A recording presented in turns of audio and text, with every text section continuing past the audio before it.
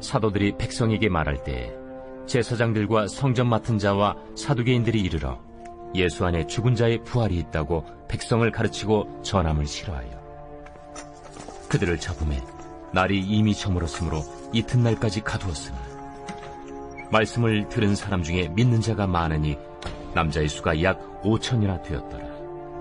이튿날 관리들과 장로들과 서기관들이 예루살렘에 모였는데 대제사장 안나스와 가야바와 요한과 알렉산더와 및 대제사장의 문중이 다 참여하여 사도들을 가운데 세우고 묻되, 너희가 무슨 권세와 누구의 이름으로 이 일을 행하였느냐? 이에 베드로가 성령이 충만하여 이르되, 백성의 관리들과 장로들아, 만일 병자에게 행한 착한 일에 대하여 이 사람이 어떻게 구원을 받았느냐고 오늘 우리에게 질문한다면 너희와 모든 이스라엘 백성들은 알라. 너희가 십자가에 못 박고 하나님이 죽은 자 가운데서 살리신 나사렛 예수 그리스도의 이름으로 이 사람이 건강하게 되어 너희 앞에 섰느니라. 이 예수는 너희 건축자들이 버린 돌로서 집 모퉁이의 머릿돌이 되었느니라. 다른 이로서는 구원을 받을 수 없나니 천하 사람 중에 구원을 받을 만한 다른 이름을 우리에게 주신 일이 없음이라. 우리 기독교의 핵심 교리 중에 하나가 죽었던 사람이 살아나는 부활인데요. 우리가 부활에 대해서 이야기하면 늘 불신자들이 요구하는 게 뭔지 아십니까? 정말로 이 죽었던 예수가 부활했다는 그 증거가 있냐라는 거예요. 그런데 놀라운 것은 여러분이 생각하시는 것보다 정말로 죽었던 예수님이 부활했다는 이 합리적인 증거가 꽤 많다는 사실을 아십니까?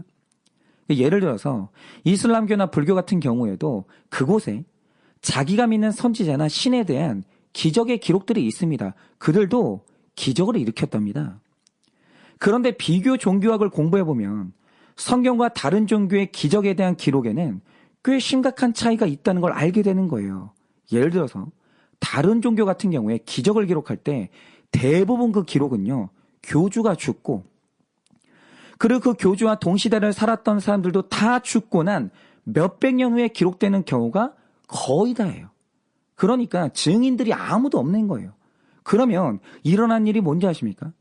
만약 이 교주가 어떤 기적을 행했다고 기록해도 그 일의 진실을 규명해 줄 사람이 이제는 세상에 없는 거예요.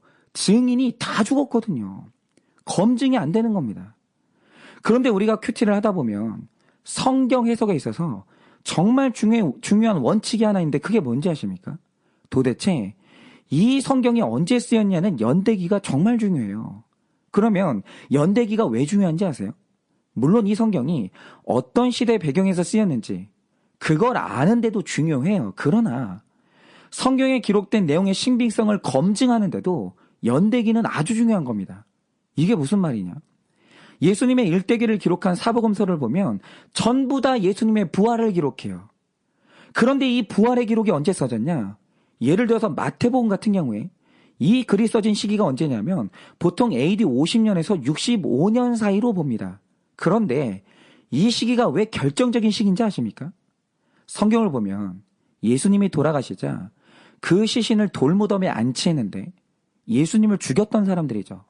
서기관과 바리새인들은요, 평소에 예수님이 자기의 부활을 예고했다는 걸 알고 있었어요.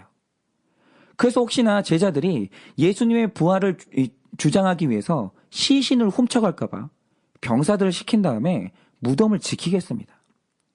그러니까 예수님의 무덤이 열리고 부활하시던 그날 예수님의 부활을 목격한 첫 사람들은 성도들이 아니었어요. 첫 증인이 누구냐면 예수님을 죽였던 병사들이었습니다. 성경은 분명히 그렇게 말하고 있어요. 그래서 만약 예수님의 부활 사건이 꾸며진 이야기였다면 목격자들이 반박할 수 있는 때를 피해서 그들이 죽은 다음에 부활 사건을 써야 된다는 거죠. 그러면 검증이 안 되거든요. 그런데 이 글이 AD 50년에 써졌다는 게 왜 중요한지 아십니까? 이 부활 사건을 기록하는데 그게 거짓말이라고 증언할 만한 목격자들이 전부 살아있는 때거든요. 그 병사들, 무덤 앞을 지켰던 병사들이 살아있는 때예요. 그래서 만약 부활이 거짓말이었다면 이 증인들에 의해서 이 부활의 주장은 완전히 격파가 되는 겁니다. 완전히. 내가 봤는데 거짓말이야. 이게 되는 거예요. 그런데 제자들이 예수님의 부활을 말하는데도 이 주장이 꺾이지를 않는 거예요. 오히려 일파만파 퍼져나갔단 말이죠. 그럼 이유가 뭔지 아십니까?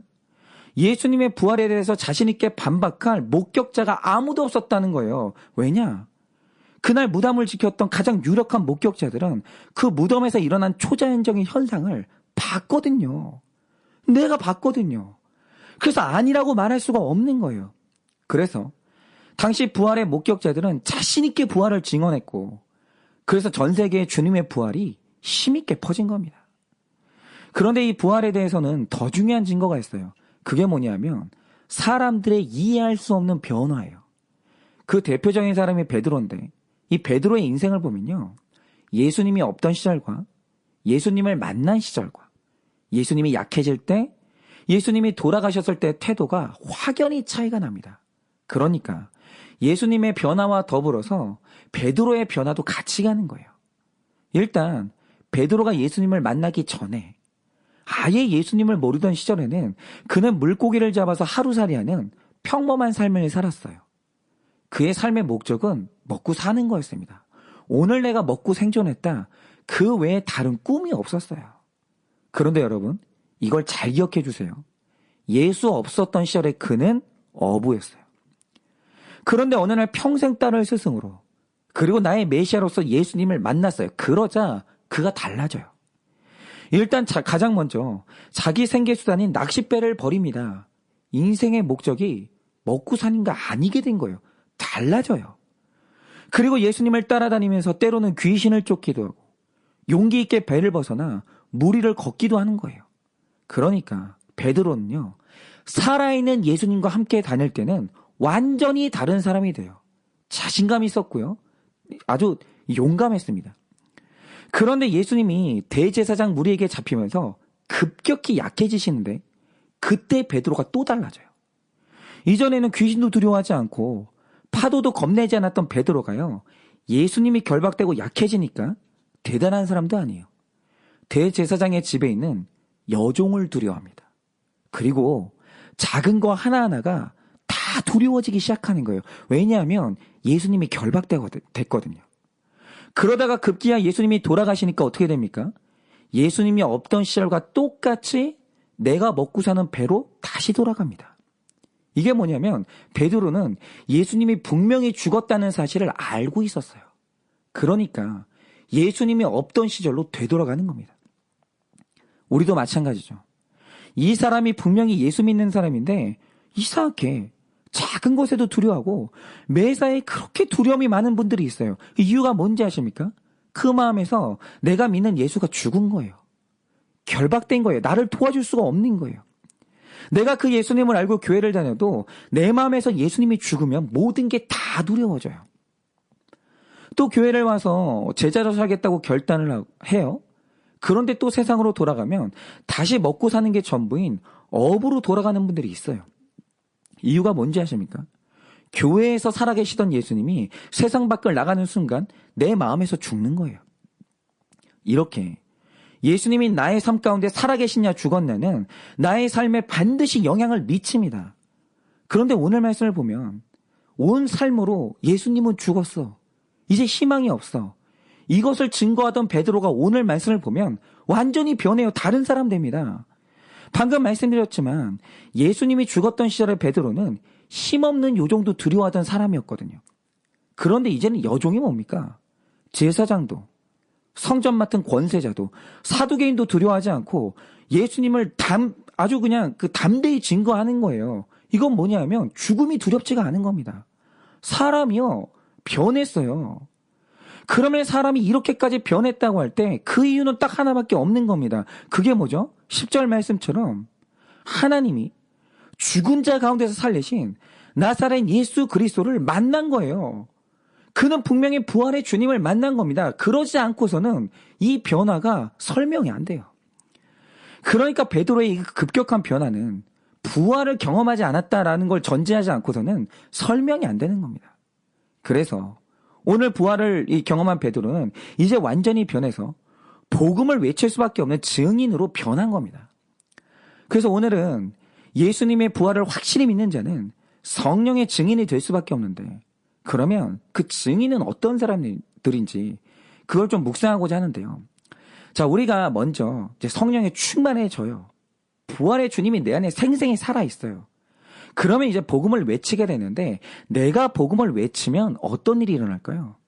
가장 먼저는 이게 반전인데요.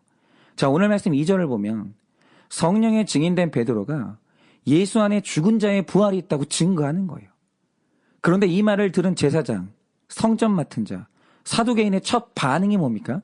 그 복음을 싫어했다라는 거예요. 즉, 성령의 사람이 복음을 증거하면 3,000명이 돌아오는 일도 일어나요.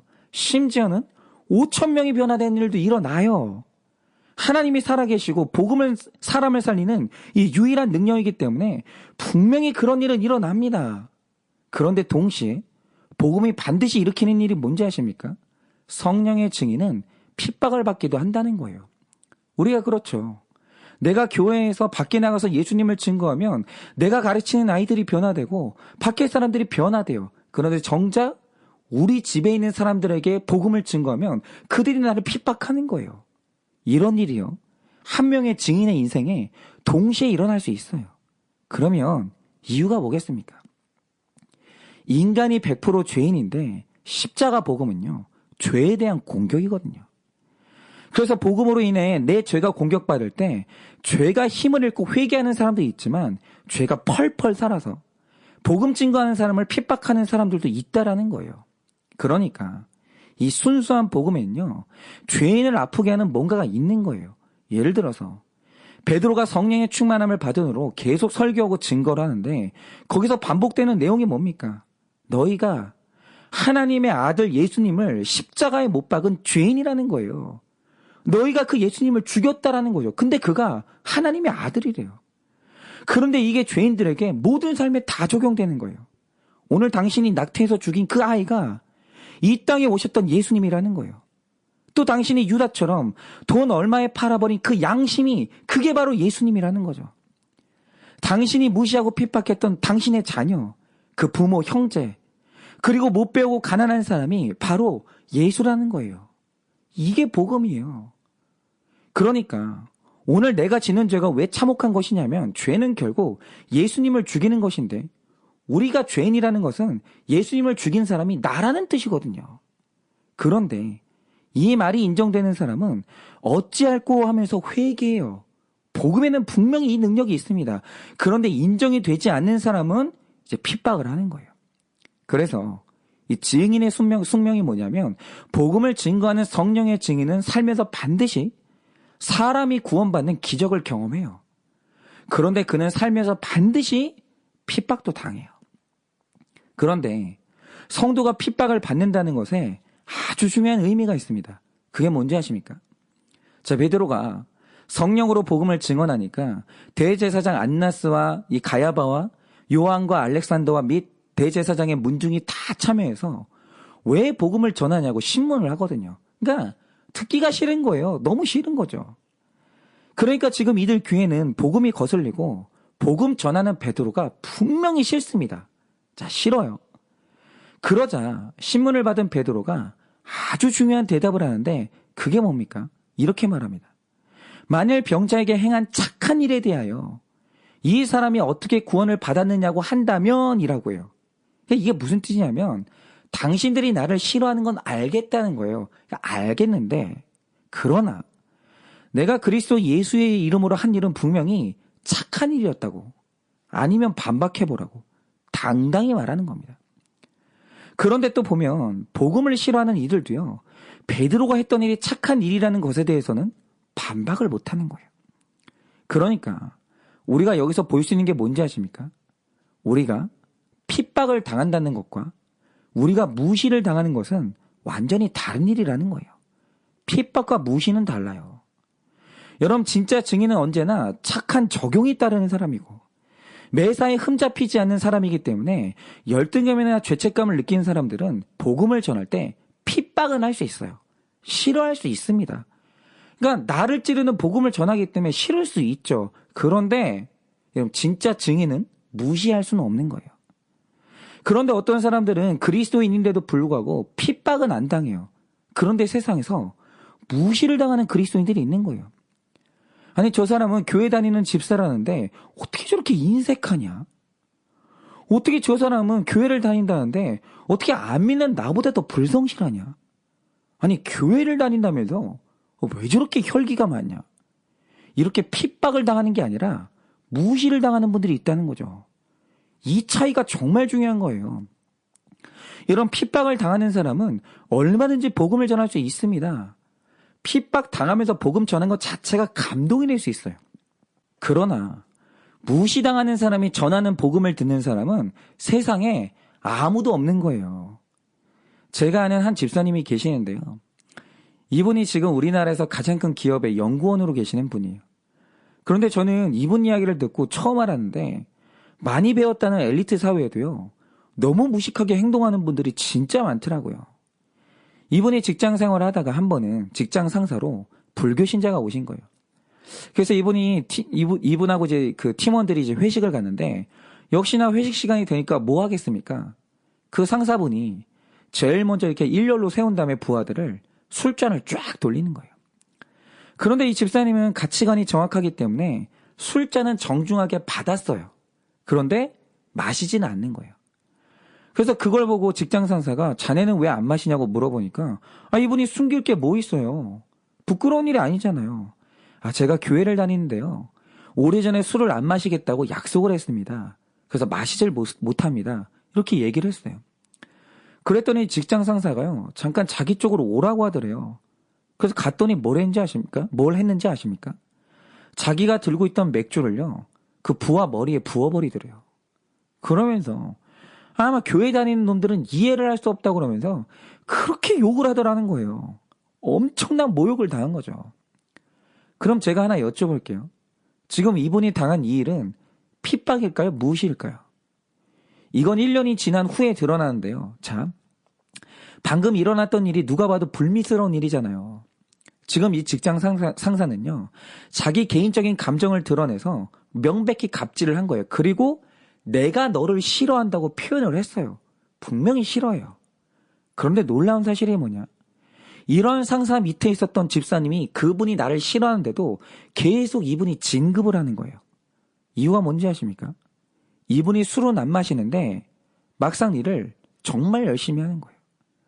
그리고 연구 성과가 뛰어나서 언론에 실리기도 하고 또 사석에서 술은 안 마시는데 회식 자리 가면 최선을 다해 노는 거예요. 열심히 놉니다.